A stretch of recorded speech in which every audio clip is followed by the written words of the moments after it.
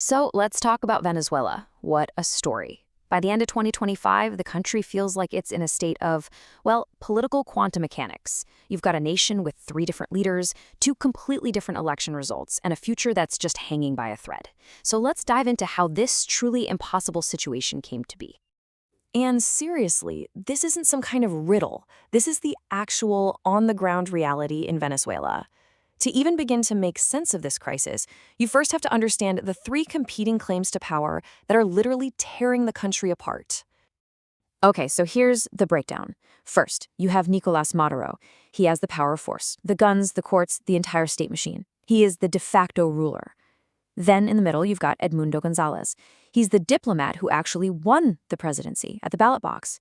He holds the power of mandate. He's recognized by dozens of countries as the legitimate de jure president.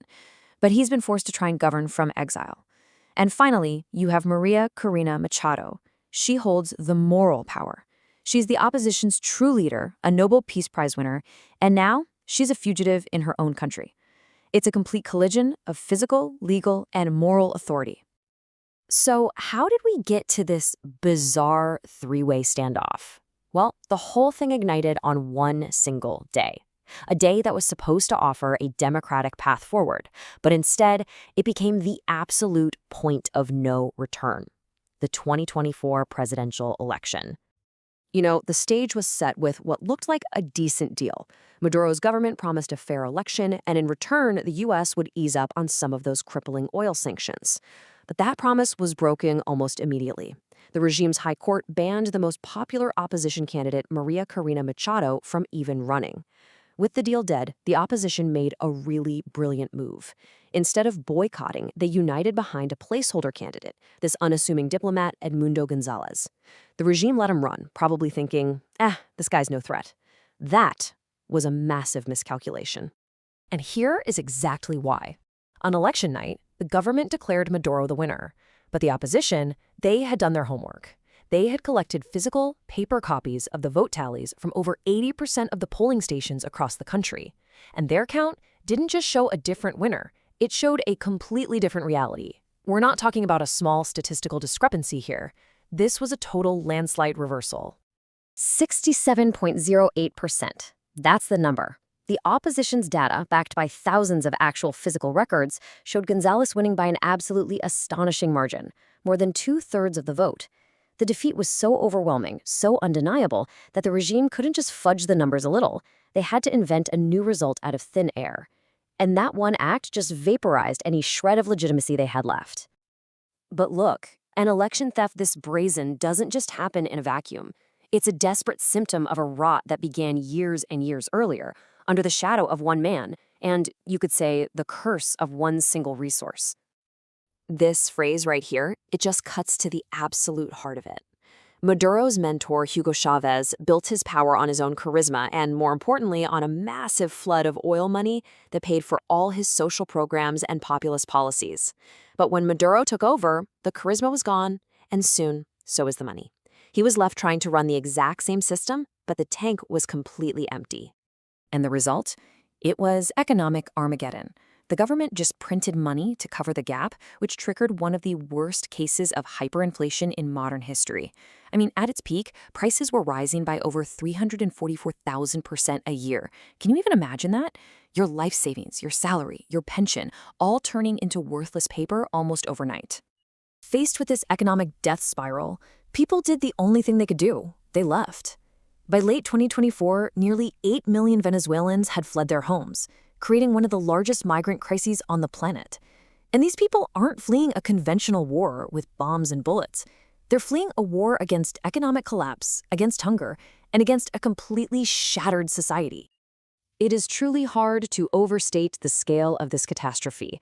With the economy destroyed and the social contract totally broken, Maduro's regime was left with only one foundation left to stand on: raw, organized force. Which brings us to the central question, right? How does a government with no money and basically no popular support actually stay in power? Well, the answer lies in the very deliberate architecture of fear that it has built. The regime's entire survival strategy really rests on 2 brutal pillars. First, loyalty is bought, but not with salaries. It's bought by giving the military high command control over incredibly lucrative criminal enterprises. We're talking everything from illegal gold mining to drug trafficking. It turns governance into a criminal partnership. And the second pillar is just pure fear, enforced by a sophisticated intelligence apparatus designed to hunt down, torture, and eliminate any and all opposition. And this brings us to a crucial term you have to know to understand this: the Cartel of the Suns. Now, this isn't a formal cartel like in Mexico. It's a nickname for the whole network of generals who are deeply, deeply implicated in organized crime. Their allegiance to Maduro isn't ideological. It's a pact of mutual survival. They know that if the regime falls, they fall with it, and they'll likely face international prosecution.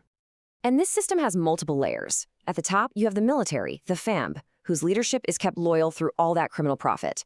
But to police the military itself, you have the DGCIM, a feared counterintelligence agency that targets soldiers suspected of being disloyal. For the general public, there's the 7, the political police known for its absolutely brutal prisons. And then on the streets, you have the Colectivos, armed paramilitary gangs that terrorize protesters and enforce the regime's will. The blatant theft of the election really pushed the international community, and especially the United States, to just abandon diplomacy and adopt a far more confrontational strategy. So, in 2025, Washington unleashed this policy that people are calling total strangulation. And this is not just sanctions. It's ending protected status for over 240,000 Venezuelan migrants, a move designed to increase internal pressure. It's imposing a massive tariff on any country that buys Venezuelan oil, targeting buyers like China. And it's all backed by serious military muscle, a huge naval deployment to the Caribbean, and the authorization of covert operations. But let's be super clear here. The goal is not a U.S. invasion, which would be an absolute catastrophe. The strategy is psychological warfare. The whole point is to squeeze the Venezuelan military elite so hard, cut off their money, surround them with threats, that they finally conclude that getting rid of Maduro is the only way to save their own skins. It's a very high-stakes gamble to try and fracture the regime from within. So, faced with this unprecedented pressure, Maduro turned to his traditional allies for a lifeline. But what he found was a world that was no longer willing to back him up, no questions asked. I mean, you can really see his isolation laid out right here. Russia is way too bogged down in Ukraine to offer much help. China is behaving more like a predator, refusing to lend more money and using the crisis to demand even cheaper oil. Iran is really the only state willing to provide military hardware. But the biggest shock of all came from Maduro's oldest and closest partner. Yeah, this is just wild. When the question was reportedly put to Cuban officials, could Maduro seek asylum in Havana if things went south? The one-word answer was inconvenient. I mean, that's not just a no, it's a cold, pragmatic rejection that signaled Maduro was truly on his own. Even his ideological mentors are now prioritizing their own survival. And all of this, the stolen election, the economic collapse, the internal repression, and this international pressure cooker, it's all brought Venezuela to a final dangerous crossroads. So what happens next? Broadly, it seems like there are 3 possible paths. The first is a palace coup. That's the outcome the U.S. is aiming for, where the military command finally turns on Maduro to cut a deal. The second is a negotiated soft landing, though this seems pretty unlikely, given the severe crimes the regime's leaders are accused of. And then there's the third, and really grim, default scenario, a Caribbean Syria.